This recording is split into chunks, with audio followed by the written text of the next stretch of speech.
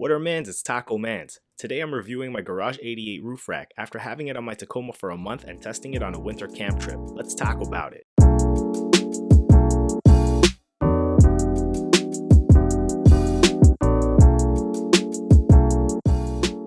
This video was made in collaboration with Garage 88.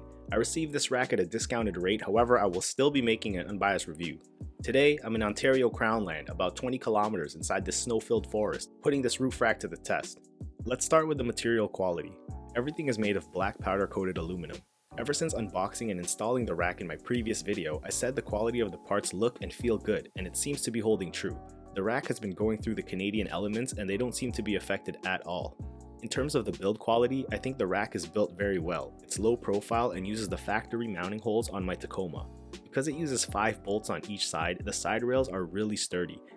Having the crossbars adds rigidity. These bars are not budging at all, and I've had gear up here for about half a month.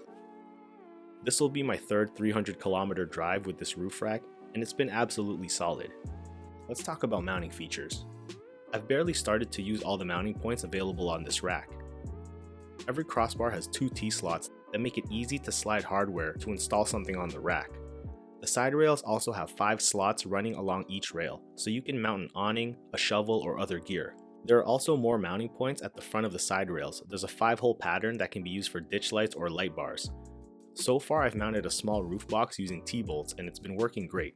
Having multiple slots on each crossbar was especially helpful because the box had predetermined mounting points, and I was able to match a few of them with the roof rack because of the multiple slots. I'm making a video about mounting this budget-friendly Amazon box on my roof rack, so look out for that soon.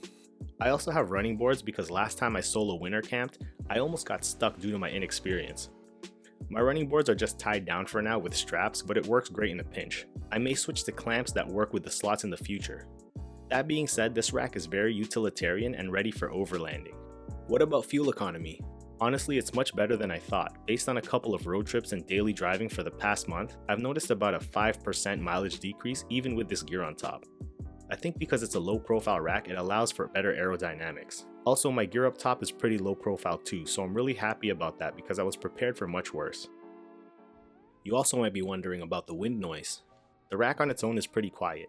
Yeah, you can hear some wind, but again, because of the low profile design and wind deflector, it seems to move air around pretty well. There's also this gasket that eliminates the gap, which seems like it works because I don't hear any whistling. With my gear on top, it adds a bit more noise, but it's not very noticeable.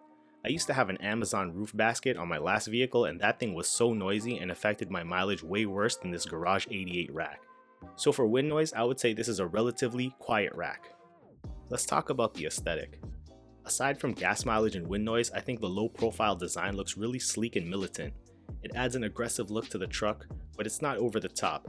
I think it suits the truck well, and I love how it's changed the look of my Taco. And probably one of the most important factors is the price. This rack is priced pretty competitively at 888 Canadian dollars plus tax. If you look at other racks similar to this kind, they will rarely be priced the same or under. That dollar difference really helps in my opinion when camp gear is so expensive in general. I also received a discount code, TACOMANS8, which will give you 8% off your whole order. To put it in perspective, this rack would cost only 817 Canadian dollars plus tax with my discount, and I think that's a truly competitive overland roof rack price. Overall, I think this Garage 88 overland roof rack is amazing. And yeah, it's a sponsored video, but the real feeling of joy I had driving on the snowy trail, knowing I have a capable rig for adventure, that part isn't sponsored. I've been camping consistently since 2019 and with the Tacoma for the past 2 years, and adding this roof rack has changed how and where I camp. The Taco is so much more utilitarian. Sure, I could probably fit all the stuff on my roof inside my truck bed, but that's not the point. The point is to stay efficient, organized, and ready when issues arise on the trail.